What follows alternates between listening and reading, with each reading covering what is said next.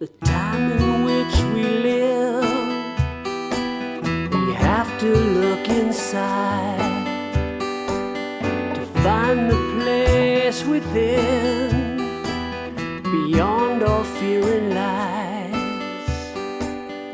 Oh, it's all inside.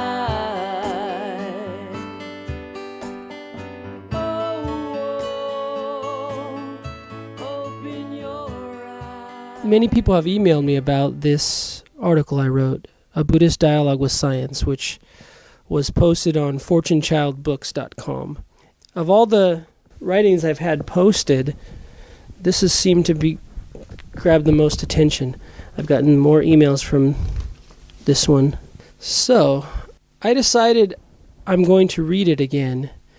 When it was first published in my Volume 2 of my Selected Writings from Soka University, I had read it and recorded it for the PodSafe Music Network, and it was posted a few other websites, but I decided after having it posted online in written form on Fortune Child Books, I did a lot of editing on that version, and I would like to reread it because it's that version's a lot better, and the sound quality of the first reading wasn't that great. So here it is, A Buddhist Dialogue with Science.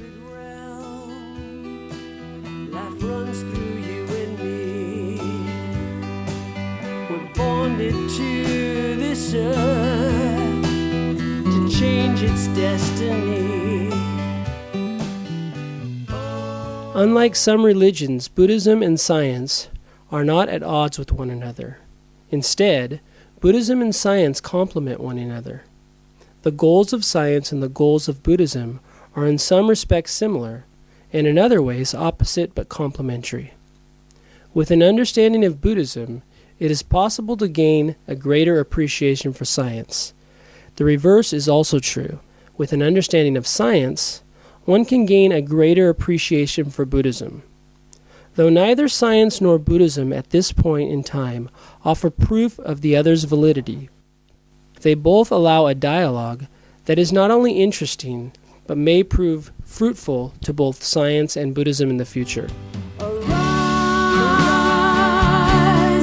open your eyes. The time has come to...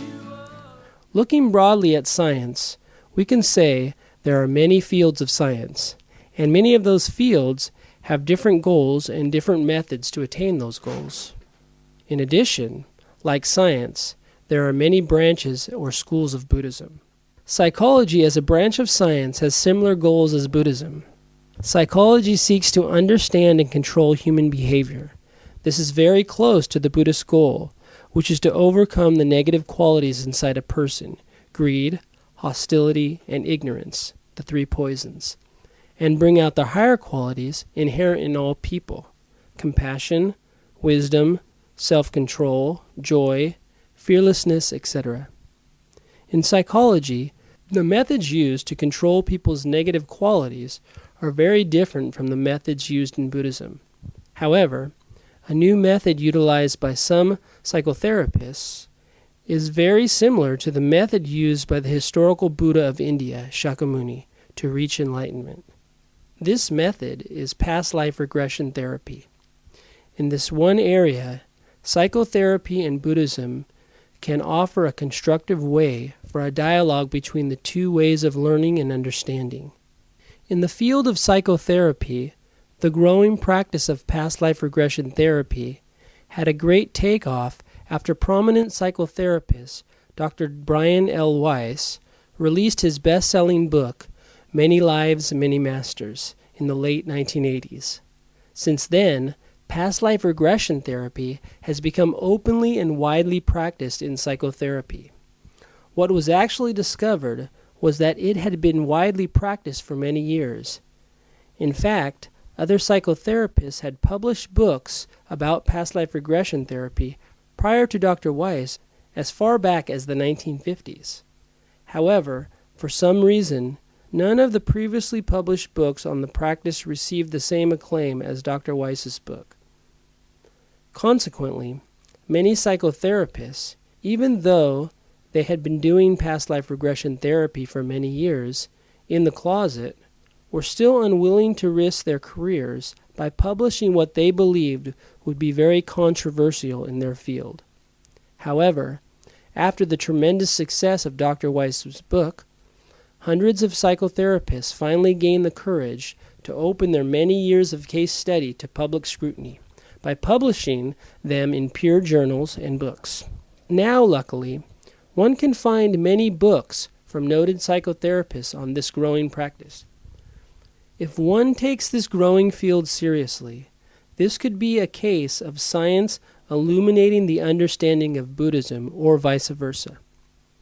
Though few psychotherapists will claim that their studies of past life regression cases are sure proof that reincarnation exists in reality, these therapists' studies of what appear to be past lives can help someone studying Buddhism understand what may have occurred to Shakyamuni under the Bodhi tree when he claimed to have reached enlightenment. Like Dr. Weiss's patients, Shakyamuni also claimed to have seen into many of his past lives. In modern regression therapy, a doctor, through hypnosis, helps his or her patient experience a regression, a reliving of a past experience. Sometimes this is simply the reliving of regressed memories from this lifetime, but often it goes back to the memories of past lives. Unlike modern regression, which is done with the aid of a licensed hypnotherapist, however, Shakyamuni said he was able to see his own past lives through his own self-guided meditation. In fact, most of the stories in the Buddhist sutras are stories of what Shakyamuni referred to as his many past incarnations. Dr. Weiss and others who study past life regression therapy think that there could be many explanations as to what actually occurs during a patient's regression. 1. A patient could experience his or her own past lives. 2. The patient could be experiencing someone else's past lives, somehow tapping into what Carl Jung would call a collective unconscious. 3. That patient could be recalling something he or she read in a book about the past. 4. The patient could be having wild delusions of fantasy. However, after detailing so many regression cases from his patients, comparing these recollections to historical evidence, and finding out what his patients had or could have studied about the past, Dr. Weiss and others have come to the conclusion that the evidence points more toward one of the first two possibilities. Therefore, many of these therapists believe that either their patients are experiencing their own past lives, or they are experiencing the past lives of other people.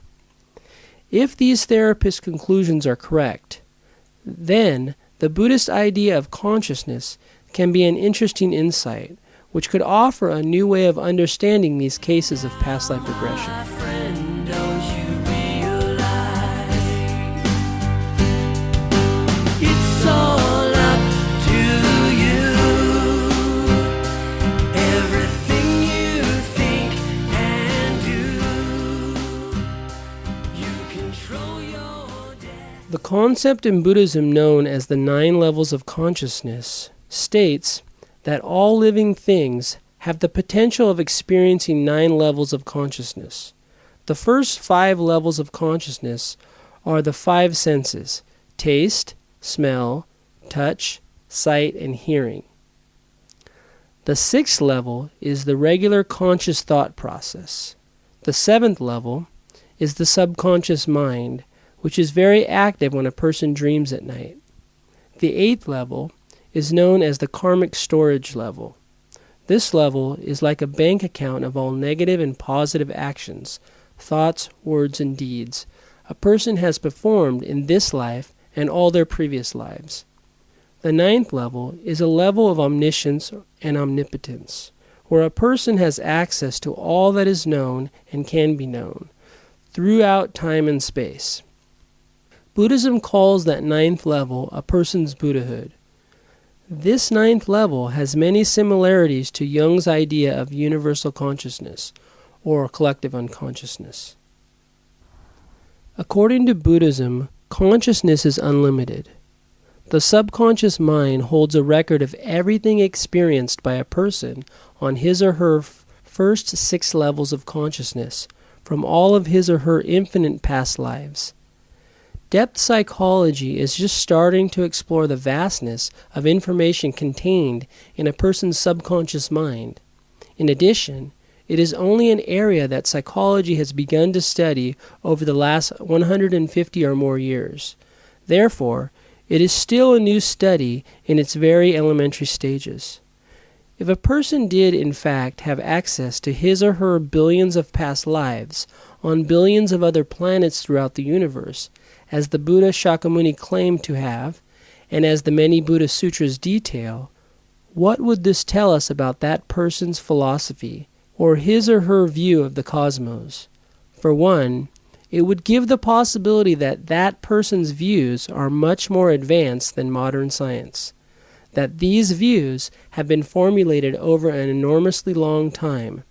In addition, that person would possibly have access to the knowledge of scientists on many other planets throughout the universe, many of which may be at stages of development far in advance of science here on Earth.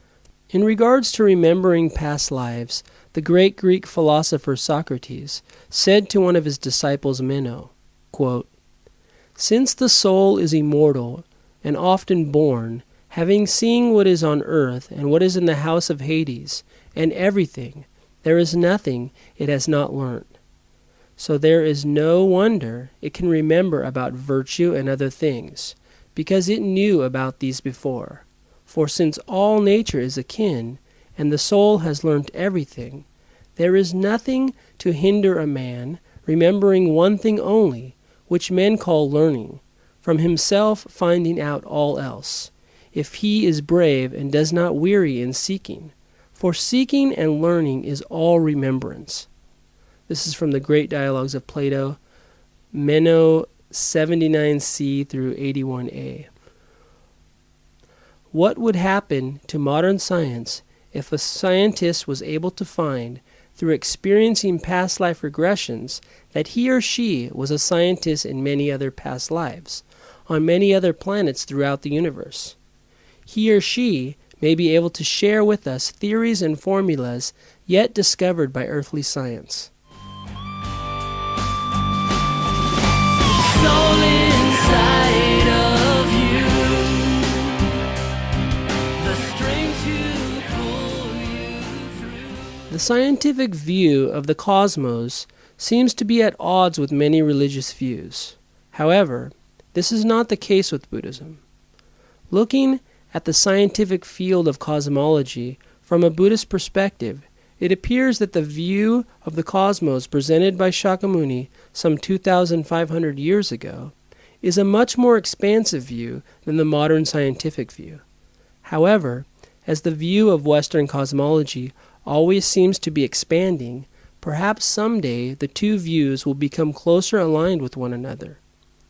From a Buddhist perspective, science has simply not yet caught up with the Buddhist view, but it is slowly getting there.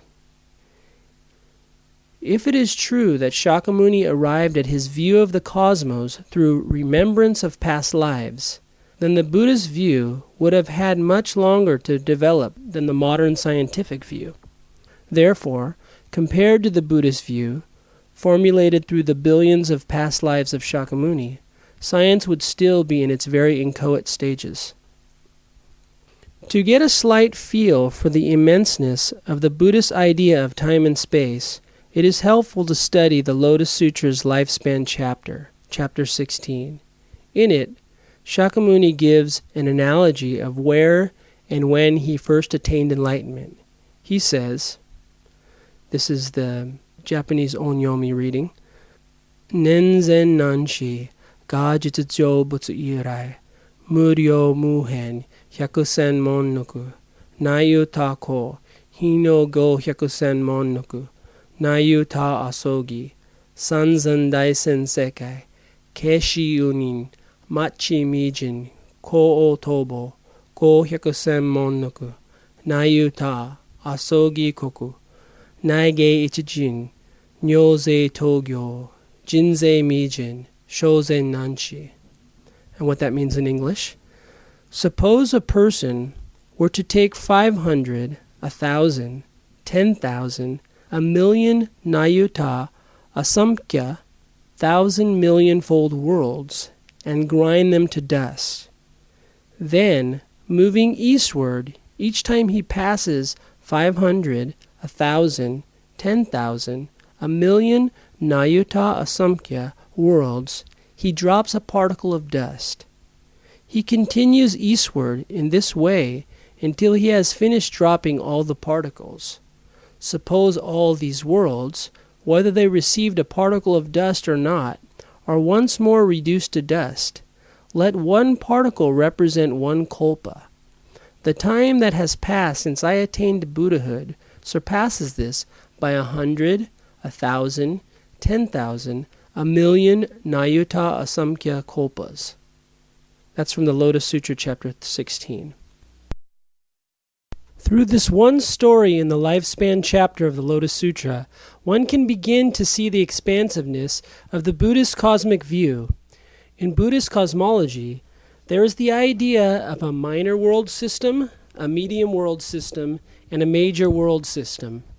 Daisaku Ikeda says in his dialogue entitled Buddhism in the Cosmos that a minor world system in Buddhism is similar to a solar system, a medium world system is similar to a galaxy, and a major world system is comparable to what scientists now call the universe, that area that some scientists believe started with the Big Bang, which is believed to be anywhere from 15 to 17 billion light years across. Within a sea of change. In Buddhism, the modern scientific concept of the universe is thought of as just one speck in an infinite number of minor, medium, and major world systems. The amount of time described in the above quote from the Lotus Sutra is unfathomable. Some interpret just the first sentence of the above passage to mean 500 times 1,000 times 10,000 times 1,000,000 times 10 to the 60th power times 10 to the 56th power of universes ground to dust, where each particle represents a kalpa. Without going into the rest of the sentences, which increases the time exponentially, this first number alone is beyond comprehension. Though this is so much more expansive than the present scientific concept of time and space, it is important to remember that the scientific idea of the universe has expanded exponentially from Aristotle's view to Ptolemy's view to Einstein's view. If this trend continues, the Western concept of the universe will likely continue expanding until it becomes closer to the Buddhist idea of an infinite number of Big Bangs and perhaps big contractions, with infinite numbers of habitable planets in an infinite multiverse. Daisaku Ikeda, in his Harvard University address entitled Mahayana Buddhism in the 21st Century Civilization, said that science and Buddhism both deal with the law of cause and effect. However, the law of cause and effect for science deals with the natural world, and it tells us how things operate in nature.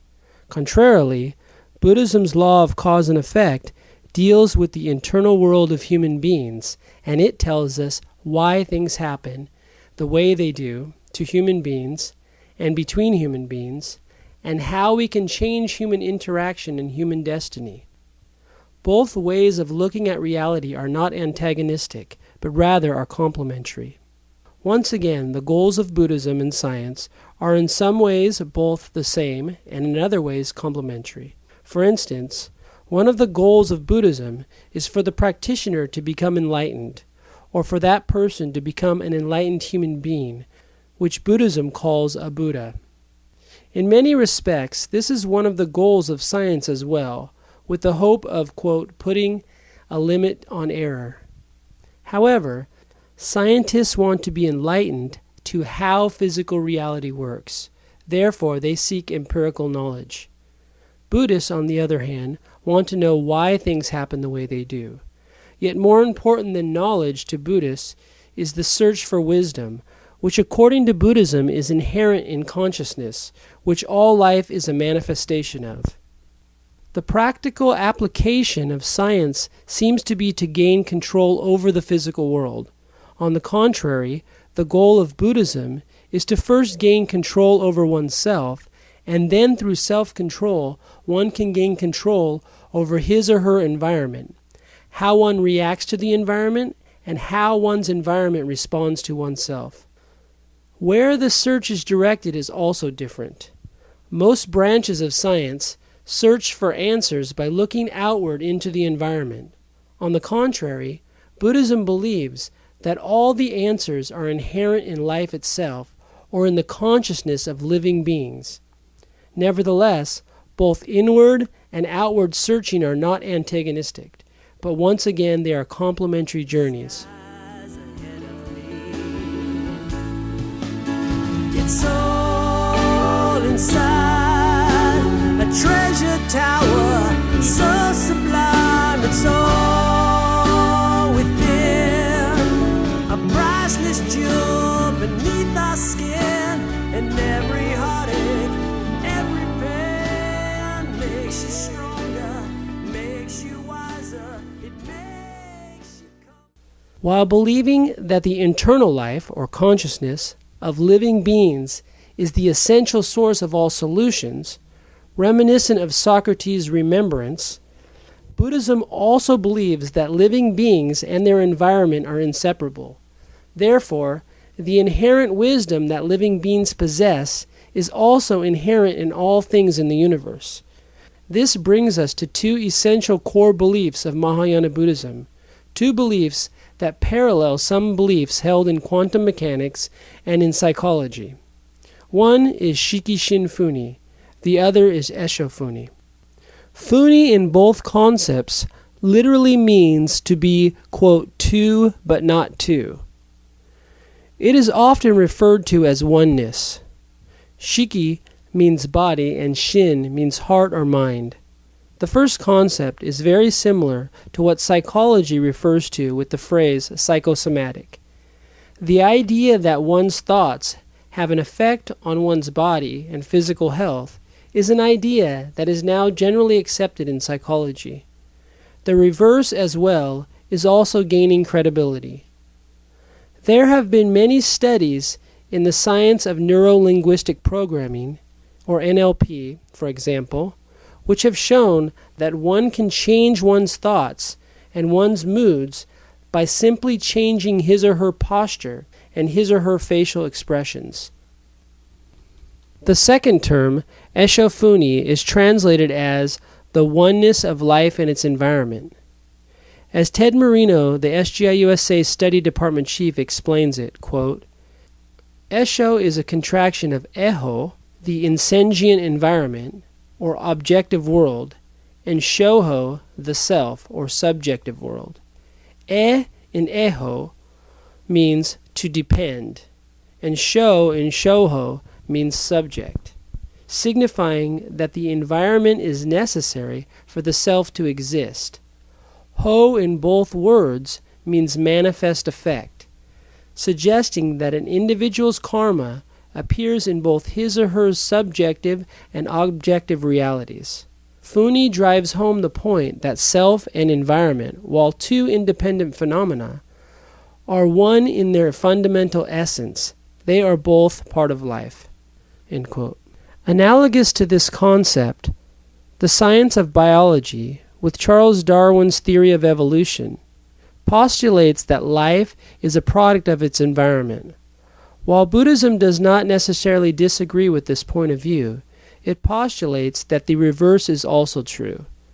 In Buddhism, an environment is a product of the life condition or karma of the beings that cohabitate with the environment. For Buddhism, what this means is that if one changes one's life condition or one's karma, his or her environment will naturally change as well. As noted above, the goal of Buddhism is to gain control over the negative aspects of one's life, while at the same time bringing out the positive aspects of one's life. With the idea of Eshofuni, Buddhism claims that by bringing out the highest quality in oneself, one can cause the environment he or she lives in to exhibit its highest quality as well.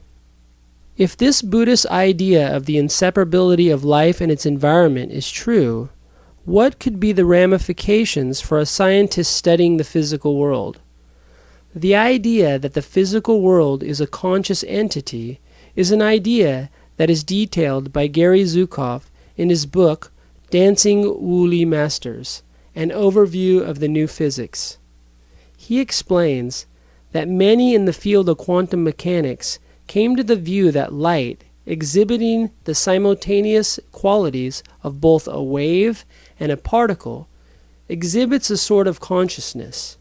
A wave, he claims, is a kind of thought form. He also states that this idea has been extrapolated by quantum mechanists to the idea that all physical reality is, quote, a pattern of organic energy, end quote, which he translates as Wu Li in Chinese. In calling it organic, he says, they mean that it is conscious and living. Zukav also states an idea that is so much like the concept of Eshofuni. He says that perhaps the consciousness of humans studying nature has an effect on the consciousness of nature, thus changing nature or causing it to evolve. On the quantum level, it seems the more humans study nature, the more complex and expansive it becomes. First we found atoms, then we found that those atoms were composed of electrons, neutrons, and protons. Then we found that those electrons, neutrons, and protons were made up of quarks and leptons. Now many scientists believe that these quarks and leptons are made up of thinner things, or non-things, called strings. Will this be the last reduction? Most likely not. Zukav asks the question, is it simply that nature is expanding as we study it, as an effect of our consciousness provoking that which we are studying to evolve consciously? The idea Zukav brings to mind with this question relates very much with the idea in Buddhism known as the 10 factors of life, the most profound teaching from the Lotus Sutra's Expedient Means chapter, or chapter 2. Both Shikishinfuni and Eshofuni originate from the 10 factors of life, along with many other revolutionary concepts of Mahayana Buddhism. I've been there too, I know a pain, but all alone I feel the strength within.